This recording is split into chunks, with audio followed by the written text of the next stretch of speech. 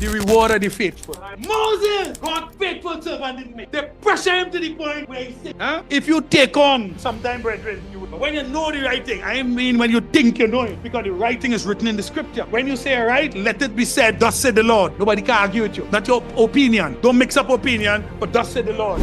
So, out of the Jews that depart Egypt, right? When you go in Exodus chapter 13, right up to Joshua chapter 40, so they leave Egypt and reach promised land, right? A period of 85 years apart, right? And they are in the promised land now. Good. So while they are there, you know, I'm trying to make it short. Very, very few people. Now I want you to realize in the beginning, out of the 2 to 3 million people on the earth, how many people make it to the was saved in the boat? 8. When they leave Egypt after 40 years, that multiplied, and there was the same thing about nearly 2 to 3 million Jews leave Egypt. I am asking you this morning, how many of that 2 to 3 million of people reach the promised land? I want you to think about the reward of the faithful. Moses, God's faithful servant, didn't make. They pressure him to the point where he said, if you take on, sometime, brethren, but when you know the right thing, I mean when you think you know it, because the right thing is written in the scripture. When you say right, let it be said, thus said the Lord. Nobody can argue with you. Not your opinion. Don't mix up opinion, but thus said the Lord. When I give my opinion, let you know it's my opinion. But when God speaks, everybody else hush your mouth. 2 people. The other million, 8. 8 and 2 is 10. Out of about nearly 6 million. Are you all understanding? This is not a jokey business. Bro, this is the way.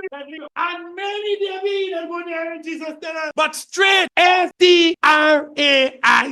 That word means very difficult. Doesn't mean geometry straight. The shortest distance between 2 lines. I know what it means. Well, that leads to eternal life. Very, very few. Right? Out of all those million people, Rachel is right. Only 2 made it. Moses made. So we come to Exodus, they leave there, and in Joshua 14, 2 faithful people make it. I just want to make one point out of the 2 Joshua, you know. So succession planning is nothing get. Rachel, before I came outside, she said, remember all the people who were in my class where they are now, married, where they, how come they do? And about them, you are going to make sure that leaders are not focused. And coming to that point where, sure, if God is short time, very good.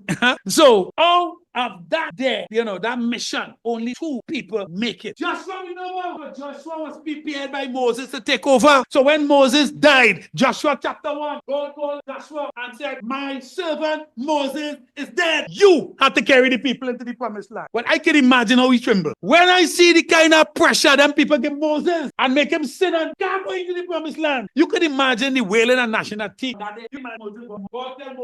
Just what Joshua said, Moses did.